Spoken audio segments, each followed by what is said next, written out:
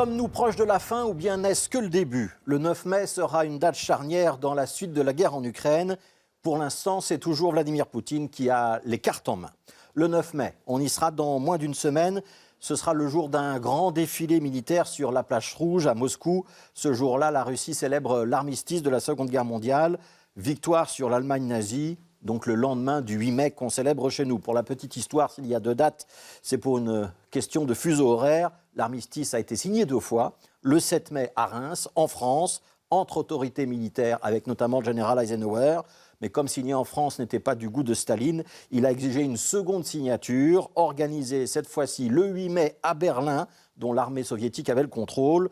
Au moment de signer, il était 23h16, heure de Bruxelles, mais 0h16, heure de Moscou. C'est la raison pour laquelle nous avons donc un petit jour de décalage.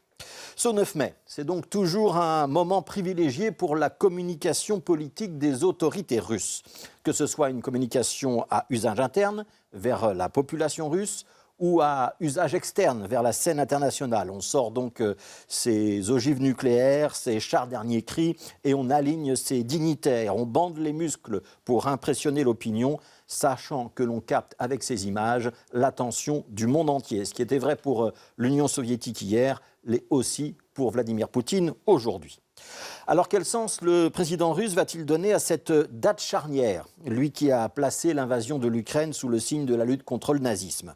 Pour beaucoup d'analystes, la date du 9 mai aurait initialement dû servir de date butoir. En ayant pris le contrôle du Donbass, de tout le littoral de la mer d'Azov, la Russie aurait pu annoncer ce jour-là qu'elle avait sécurisé un large espace où se trouvent des populations russophones, que l'ennemi nazi, comme elle l'appelle, avait reculé et qu'il existait désormais une zone tampon qui la séparait de l'OTAN. Le problème de ce scénario, c'est que cette zone est en réalité loin d'être complètement sécurisée. Il existe des poches de résistance, notamment à Mariupol, et l'armée ukrainienne est loin d'avoir capitulé.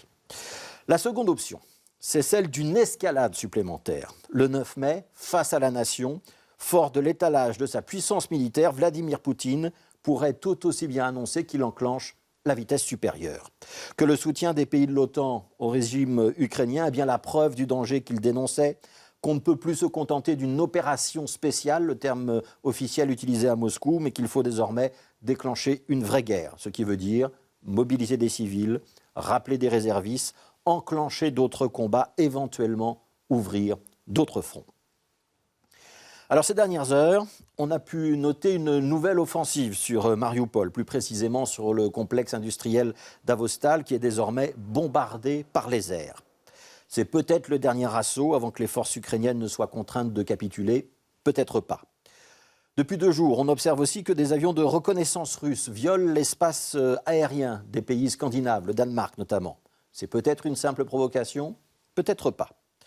Emmanuel Macron, le président français, a pu avoir aujourd'hui une conversation avec Vladimir Poutine, la première depuis le massacre de Boutcha, échange téléphonique qui a duré 2 heures. C'est peut-être une reprise du dialogue diplomatique, peut-être pas. La vérité est que nous sommes dans une grande incertitude et que nous pourrions bien basculer le 9 mai vers le meilleur, mais aussi peut-être vers le pire.